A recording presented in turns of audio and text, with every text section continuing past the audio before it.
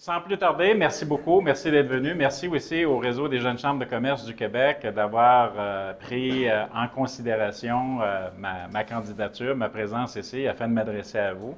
En arrière, est-ce que vous m'entendez bien? Oui, je parle assez fort? Excellent. Si ce n'est pas assez fort, vous me le dites, je suis capable de hausser le ton de voix. Disons que j'ai un peu de coffre. Et c'est ça. Donc, un grand merci. Et le sujet d'aujourd'hui, j'ai parlé avec quelques personnes individuellement, il peut être large. Là. Comment faire preuve d'efficacité professionnelle? Et avant de parler d'efficacité professionnelle, je vous demanderais, puis parler de ma conférence, parce qu'il n'y a pas eu beaucoup de détails, peut-être 2-3 personnes, qu'est-ce que vous vous attendez de la conférence d'aujourd'hui? Avez-vous une idée? Non? Oui? Apprendre à mieux gérer son temps, peut-être. OK, c'est bon. D'autres choses? En fait, en voyant le test, ça semblait plus axé sur tout ce qui est psychométrique, en fait. C'est un peu à ça que je m'attends. Oui, tout à fait. Parce qu'au niveau des formations, parce que vous savez, là, on est dans un monde où il y a beaucoup d'informations et beaucoup de formations disponibles. Ça pullule. Donc, quand on parle d'efficacité professionnelle, il y a beaucoup de formations qui vont vous parler de formation en leadership, comment améliorer votre leadership, comment améliorer son modèle de gestion. On va parler, ce que tu viens de soulever, l'efficacité au niveau de l'organisation du travail, l'agenda, comment gérer son temps, comment être plus performant, gérer les relations interpersonnelles, comment gérer les relations avec les employés, les collaborateurs, comment, il y en a beaucoup. Donc, ça fait partie de l'efficacité professionnelle. Mais ce que je vais vous parler aujourd'hui, c'est que je vous ramène de l'espace, puis je vous ramène dans votre espace. D'accord? Donc, on va parler de vous. On va parler de vous. Je vais parler de l'essence même qui amène une personne à être davantage performant en passant d'un niveau de pleine conscience à un statut de pleine conscience, pardon, à un statut de pleine confiance. Donc, passer de pleine conscience à un statut de pleine confiance. Avant tout, je vais prendre un petit peu de temps pour me présenter, si ça fonctionne. Je pense qu'il y a un petit bug. Je vais le faire ici. Et voilà. Donc, j'ai plusieurs formations en neurosciences. Je ne suis pas un neuroscientifique, je ne suis pas un professeur en neurosciences. Mon mentor absolu, David Lefrançois, un Européen. Donc, David Lefrançois est professeur en neurosciences. Il a sa propre école de coaching. Et David collabore avec 5 chaires d'études dans le monde, dont 2 aux États-Unis, une à Boston, une à Los Angeles, celle de Paris, Francfort, Londres, et il demeure en Israël, donc à Tel Aviv. Donc, David est psychologue de profession et également développer des connaissances en neurosciences. Donc, j'ai eu l'occasion de faire plusieurs formations avec David, formations qui m'ont amené à aller chercher plusieurs master coach. Donc, j'ai un master coach en neurosciences appliquées, un master coach en neurobusiness, un master coach en motivation entrepreneuriale. D'autres formations ici, je passe rapidement, certificat en pleine conscience, formation, je suis formateur agréé par la Commission des partenaires du marché du travail et également, oups, j'ai passé vite un peu, excusez-moi, et également, mais dans mon parcours de vie, vous voyez bien par mes cheveux blancs que je n'ai pas 32 ans. Donc, c'est ça. Dans mon parcours de vie, j'ai un parcours très atypique. J'ai fait de la politique provinciale, municipale, fédérale, impliqué dans les chambres de commerce, fédération de chambres de commerce. Je siège sur un comité à la Fédération des chambres de commerce actuellement et j'ai fait du milieu syndical. Il y a quelqu'un qui m'a mentionné tantôt le milieu syndical, patron, et oui. Donc, j'ai commencé par le milieu syndical et ça m'a appris beaucoup. C'était une école extraordinaire parce qu'on m'a appris comment négocier. Et aujourd'hui, tout le monde négocie sans exception. Nos services, nos prestations, nos conditions de travail, donc on négocie. Je passe à la suivante. Vous avez une citation de Gandhi ici que j'adore, que j'affectionne particulièrement. Donc, vous avez fait un voyage dans l'espace tantôt. Ce qu'on vous dit ici, c'est que le plus grand voyage qu'un humain peut faire, ce n'est pas nécessairement faire le tour du monde 10 fois, mais c'est de faire le tour de lui-même au moins une fois. Et ça, je peux vous garantir que c'est un très grand voyage.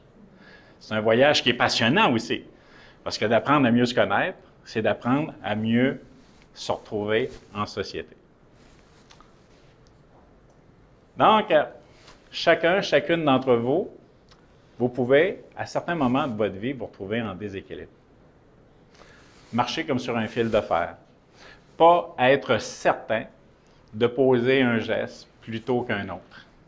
D'avoir une forme d'inconfort. Et ici, je vais vous parler de saboteurs. Donc, dans le domaine de la psychologie, dans le domaine de la science, de la neuroscience, on va parler de messages contraignants, de drivers ou de saboteurs. C'est toute la même affaire. Donc, ce que ça veut dire, c'est que dans notre cerveau, on est conditionné par des comportements qui sont acquis et qui sont inconscients chez nous. Même, on va parler, je ne sais pas si vous êtes familier avec le développement personnel, on parle de zone d'ombre. Est-ce que vous connaissez? Avez déjà entendu parler, non? Oui? Oui? Donc, c'est quoi l'ombre pour toi? C'est mon côté que je dois justement mettre de la lumière, que je ne suis pas capable de cerner, mais c'est ce qui est dans mon subconscient et qui mène mes actions, mais que je ne suis pas très consciente. Donc, c'est la partie de votre subconscient qui interagit sans que vous en soyez conscient. Et ça vient d'où? Ça vient de notre... Oui?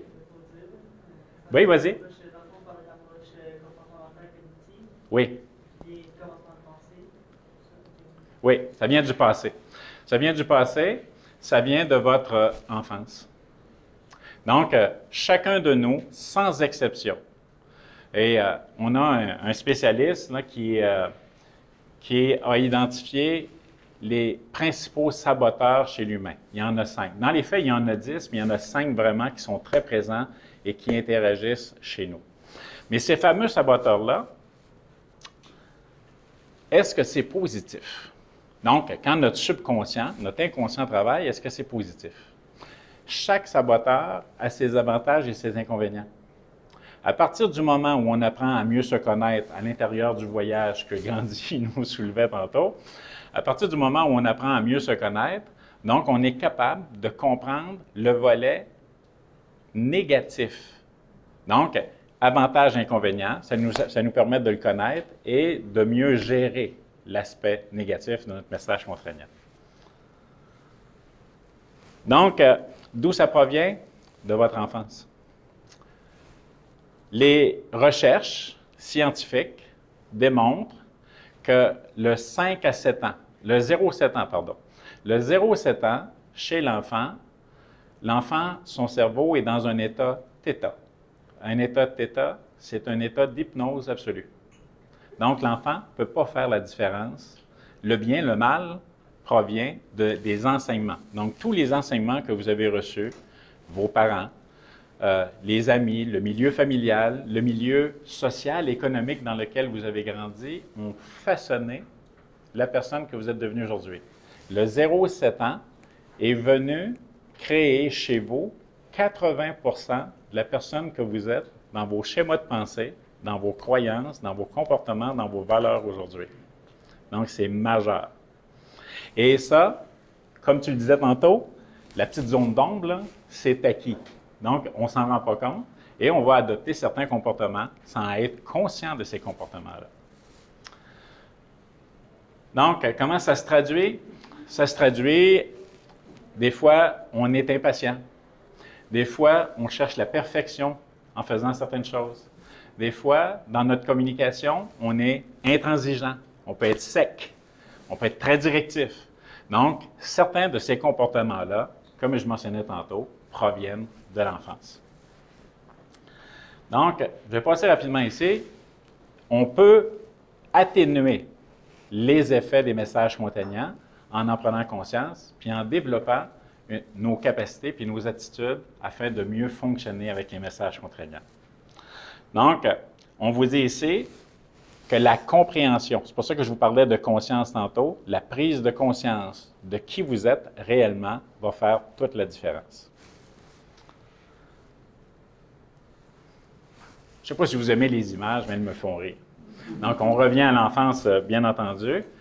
Bien que vos parents, je présume, étaient bien intentionnés, ils vous ont programmé.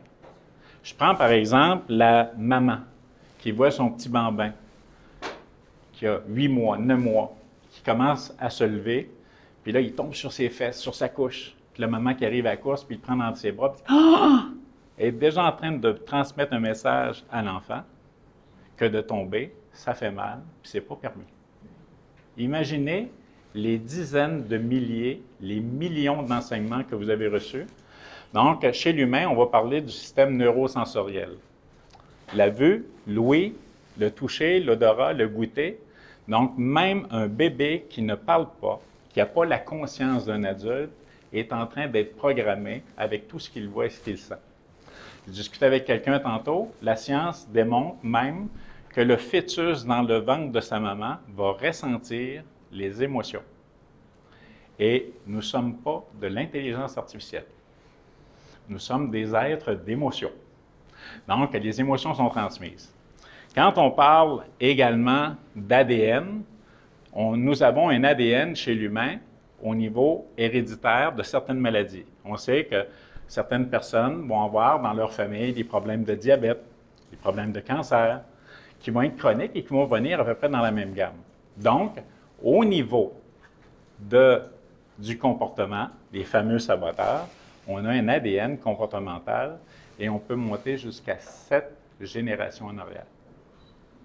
Vos parents vous ont éduqué avec ce qu'ils ont reçu de leurs propres parents, des grands-parents, et on monte ainsi de suite.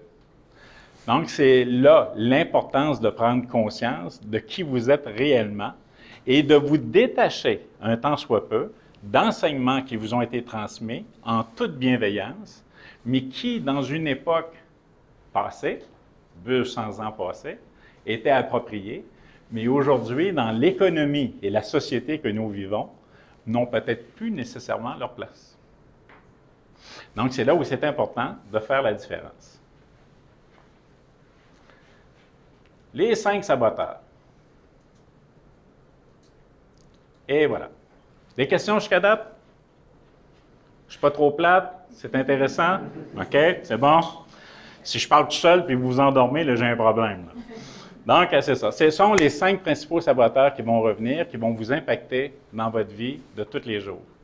Et vous avez un psychologue américain qui s'appelle Tabby Keller, et lui, il a identifié, et il parle également de communication transactionnelle.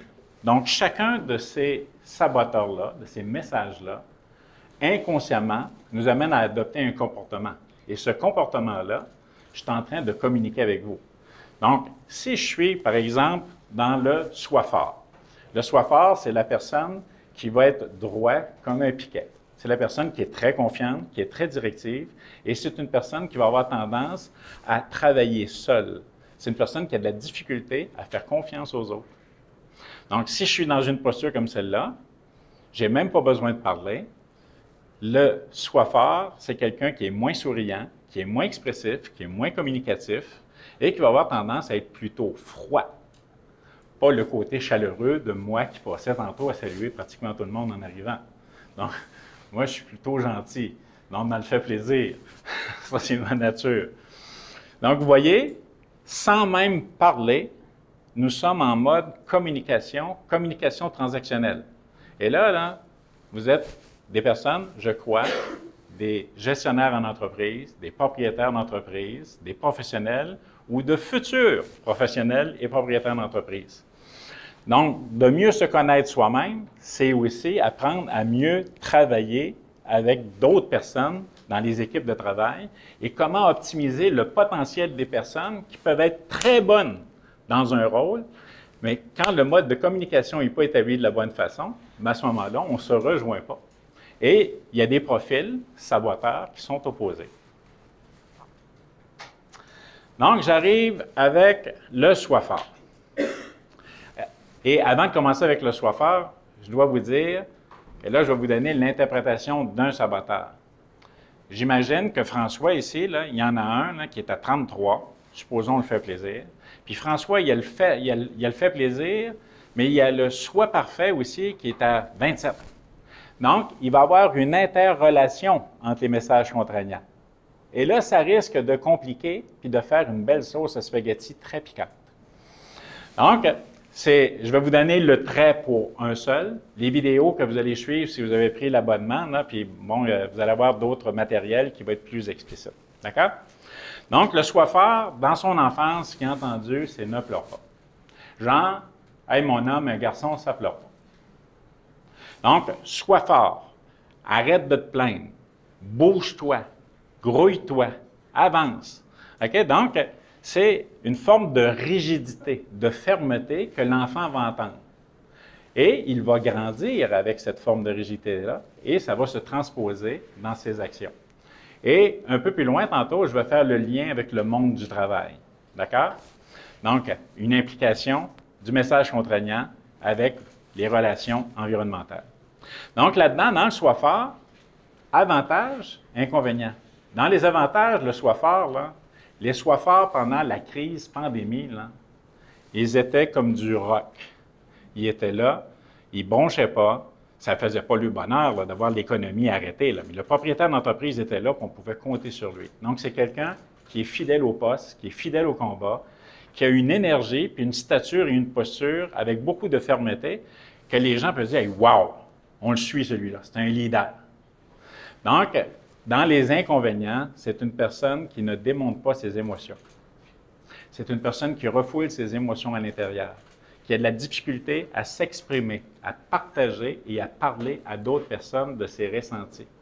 Donc, c'est une personne qui va s'exposer dans des situations, je vous parlais de la situation COVID, vous savez que les psychologues, les psychothérapeutes du Québec sont débordés, puis qu'il y a beaucoup de propriétaires et de gestionnaires en entreprise qui sont là.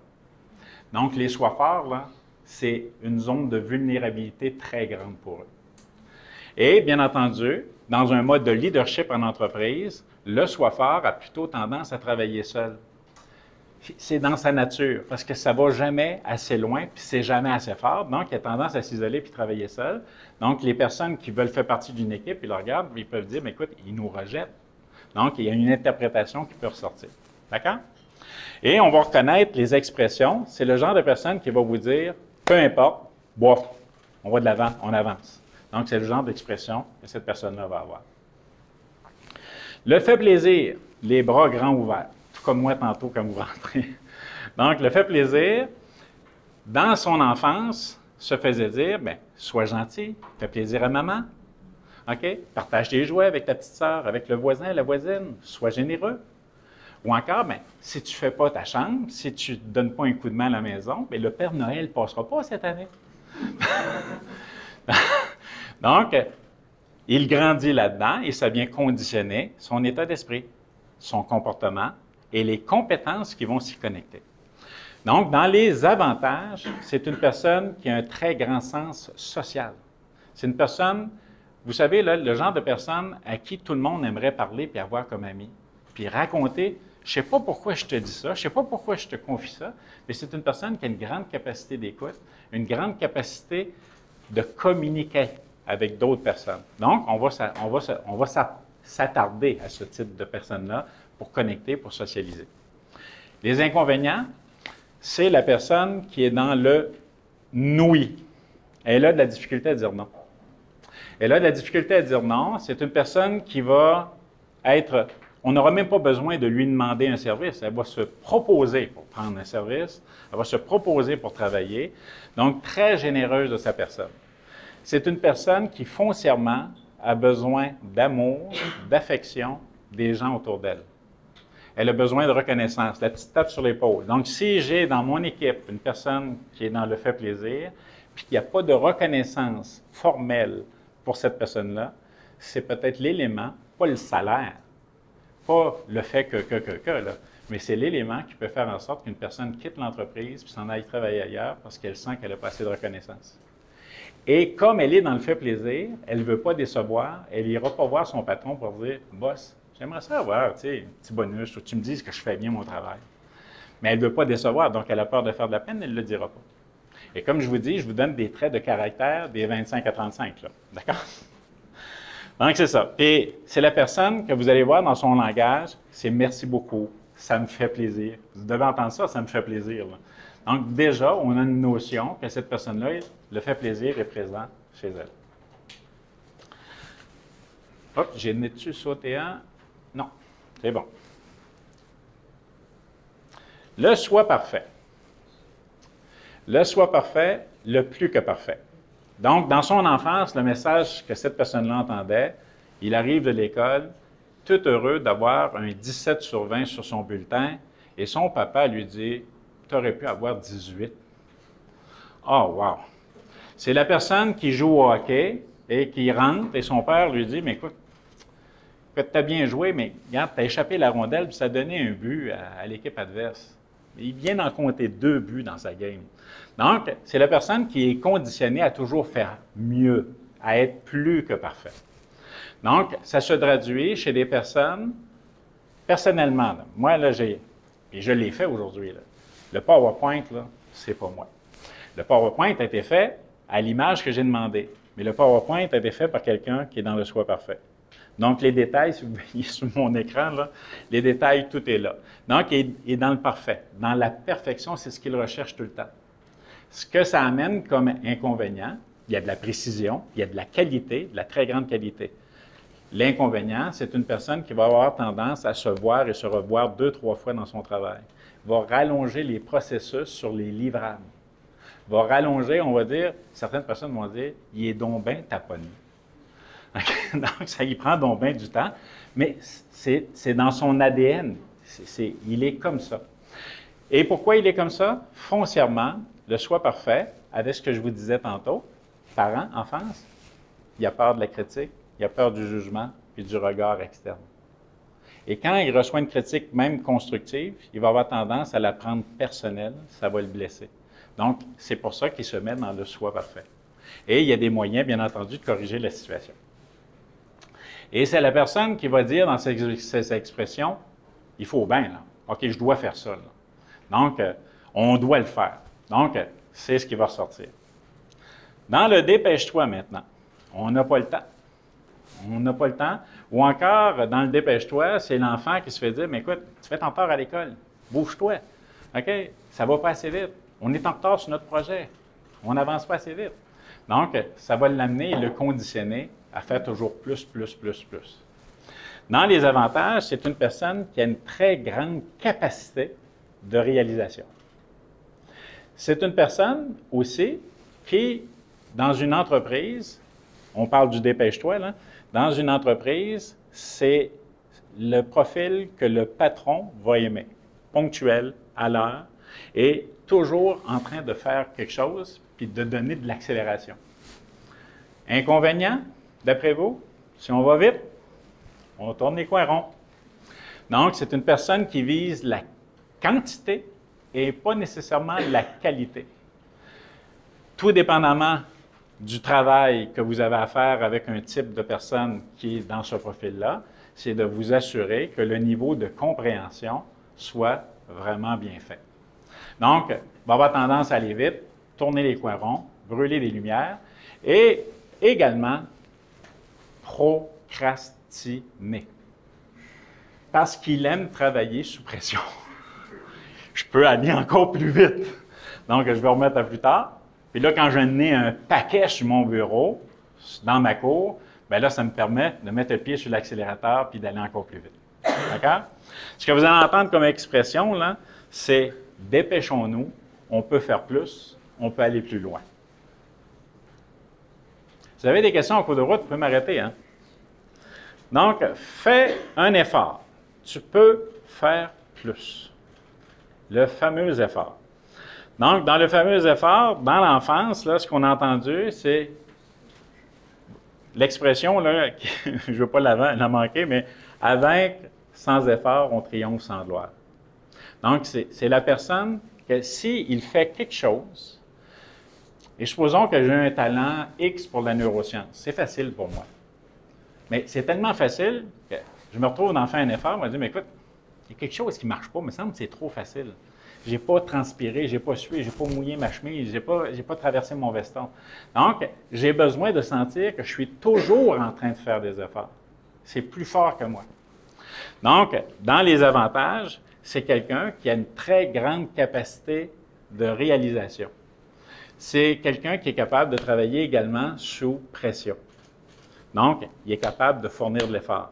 vous avez un contrat, vous avez un mandat, ça déborde le soir au bureau, la fin de semaine, il va être là, il va être présent, puis il va soutenir l'équipe, il va soutenir son patron, il va être présent.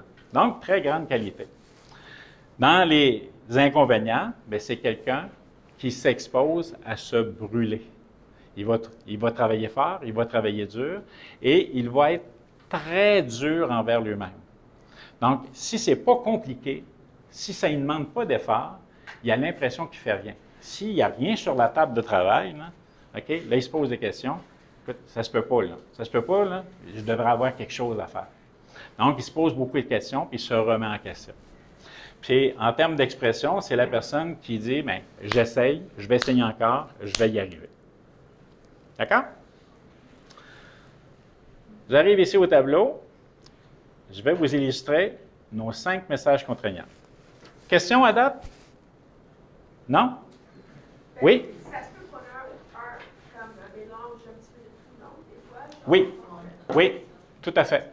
On ne peut pas être, c'est très bon ta question, on ne peut pas être 100% un. On a les 5, pas au même niveau. Comme je disais tantôt, sur les scores de BU, vous avez peut-être un 12 à un endroit, un 17 à l'autre, puis un 30 à un autre endroit. Donc, c'est varié. Et oui, on a un mélange de tout. Donc, quand j'arrive ici, oui? Moi, maintenant, en moyenne, 25, ça me ferait dire que je suis vraiment dur envers moi-même. J'ai toujours trouvé que j'étais quelqu'un de très, très dur envers moi-même. Ça m'a toujours empêché de réussir en entrepreneuriat, d'aller au prochain niveau. Donc, selon moi, c'est peut-être. Je le découvre. T'as-tu un fait des efforts? Hein? Ben, il est tout.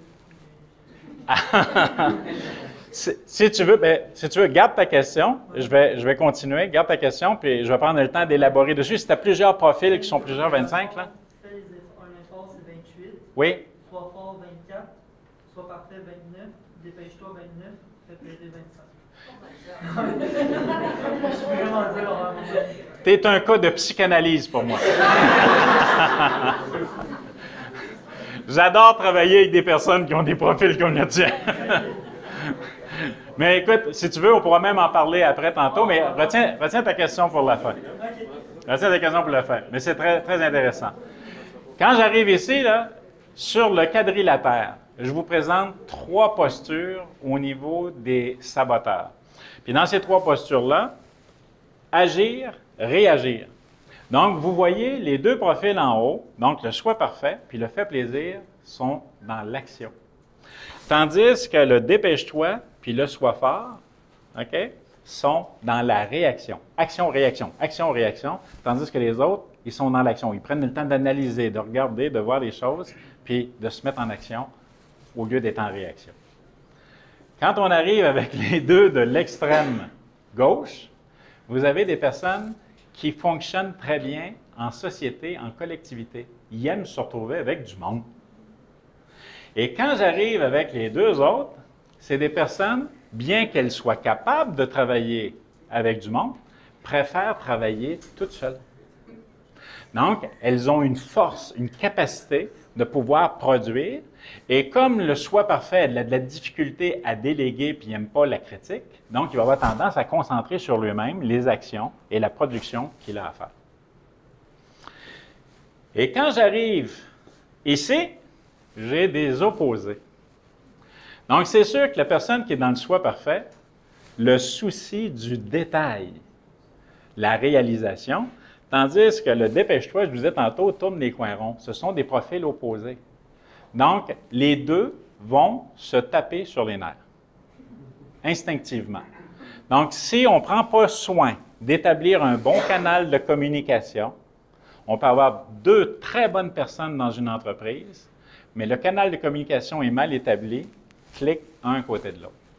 Et là, je n'ai pas la petite flèche avec les 2 autres, là. Ça reste à corriger, mais dans le fait plaisir puis le sois fort, c'est 2 profils opposés aussi. Parce que le fait plaisir tente de faire plaisir à tout prix. Puis c'est quelqu'un qui va être ambivalent. Donc, il ne veut pas déplaire à lui, il ne veut pas déplaire à lui, il va être comme la couleuvre, il va passer entre les chaises, entre les meubles. Puis l'autre est dans... Il faut que ça bouge, là. Donc, puis, il n'est pas dans l'émotion. L'émotion, il la refoule en dedans de lui, puis tandis que le fait plaisir est full émotion. Donc, ce sont des profils opposés. Ça ne veut pas dire qu'il y a une incompatibilité de travailler ensemble. Il faut développer son niveau de conscience. Comment on travaille ensemble? D'accord? Donc, comment transformer ces messages contraignants, ces fameux saboteurs? Donc, comment transformer les messages contraignants en messages encourageants? Et ça commence par la façon dont vous vous parlez vous-même. L'être humain n'a pas besoin de se faire critiquer, il est capable de faire une job extraordinaire de lui à lui. Ah ça, là, on est des champions. Donc, on est des champions, puis je reviens avec les fameux messages que vous avez entendus quand vous étiez enfant. Ils sont dans le subconscient, ils tournent, puis ils arrivent comme ça, ils pop. Donc, pour quelqu'un qui est dans le choix fort, bien, on peut changer le message. Quand vous étiez à l'école, je vous ramène à votre première année de scolarité. Quand vous avez appris à faire la lettre A, B, OK? Vous avez appris. Vous l'avez fait combien de fois avant de l'imprégner? Quand on vous a donné les tables de calcul, je te demande 1 plus 1, ça donne 2. OK? Pas besoin de sortir une calculatrice, on le sait. Donc, c'est imprégné dans votre cerveau. Les messages contraignants, les saboteurs sont imprégnés dans votre cerveau. L'idée ici, là, ce que je vous lance, puis quand vous allez voir les capsules vidéo, si vous êtes abonné, c'est de changer les messages, puis de faire une réimpression dans votre cerveau, dans votre esprit, pour compenser les messages que vous avez entendus par de nouveaux messages. Donc, je disais à quelques personnes tantôt qui arrivaient là, un peu plus tôt, parce que l'astronaute vous retenait en haut, c'est apprendre à désapprendre pour mieux apprendre. Donc, tant que vous ne désapprenez pas, oui, 2 minutes? Oh mon Dieu, il va falloir que j'accélère. Donc, tant que vous n'apprendrez pas une autre manière de faire, vous allez rester sur le pilote automatique. Donc, je vais passer rapidement. Et j'ai offert à Camille de la RGCCQ, donc j'ai offert à Camille de disponibiliser le PDF. Donc, si vous le voulez, OK, on va s'organiser avec Camille, puis les acétates que je suis passé assez vite, là, je devrais dire les diapos, que je passe assez vite. Vous voyez que j'ai vraiment mes cheveux blancs, hein? Donc, rapidement, de connaître vos messages contraignants, c'est corriger votre posture envers vous, puis votre posture transactionnelle, communicationnelle avec les autres personnes. C'est aussi améliorer votre niveau de communication. Le canal de communication va changer complètement dans vos relations, dans la compréhension des autres.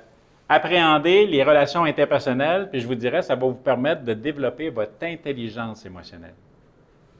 Et finalement, de gérer efficacement toutes les situations qui peuvent être conflictuelles et même à quelque part, avec ce que je vous mentionnais tantôt, éviter des conflits parce qu'on a un problème de compréhension. J'arrive ici, je l'adore celle-là. Régulièrement, je dis que chaque être humain est prisonnier de son corps, prisonnier de sa tête. Donc, les gestes que vous allez poser vont vous permettre d'avoir une prison, peut-être sans barreaux, mais une prison dans laquelle vous allez être bien et serein de vivre. Donc, les 4 étapes pour se libérer de ces messages contraignants, je les passe en rafale, c'était le dernier point. Identifier les messages contraignants. Donc, vous avez fait le test. À partir du test, c'est identifier qu'est-ce que vous devez mettre en place. L'être humain ne peut pas tout changer d'un bloc. J'essaie d'arrêter de fumer, j'ai décidé d'arrêter de boire, de me mettre au gym, de ne plus manger de dessert, puis là, j'en passe. Là. Si je me demande trop, le cerveau est fait pour être dans la légèreté, dans le bonheur et dans la joie. Quand je m'en demande trop tout d'un coup, plac, ça s'éteint. Donc, l'idée, je vous partage une petite stratégie toute simple. C'est la stratégie, je vous donne l'équation. Vous pouvez le retenir dans votre tête. L'équation, c'est P multiplié par S égale B. P pour petit, multiplié par S souvent égale beaucoup. Les champions olympiques font quoi? Ils s'entraînent, ils s'améliorent de jour en jour et ils développent leurs muscles et leurs compétences. Donc, l'idée ici, c'est de développer vos compétences qui sont dans votre subconscient et de les transformer en compétences positives et constructives pour vous. Donc, et bien entendu, se donner des permissions. Puis, n'ayez pas peur de vous donner une petite tape sur l'épaule, de vous regarder dans le miroir et de dire « Je m'aime comme je suis.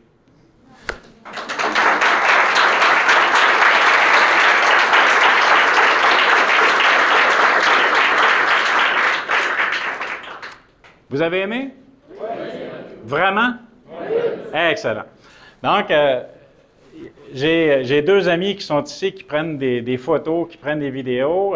Sentez-vous bien à l'aise, vous n'avez pas d'obligation. Mais si vous voulez laisser une note sur une image, vidéo ou photo, vous êtes les bienvenus, ça va me faire plaisir.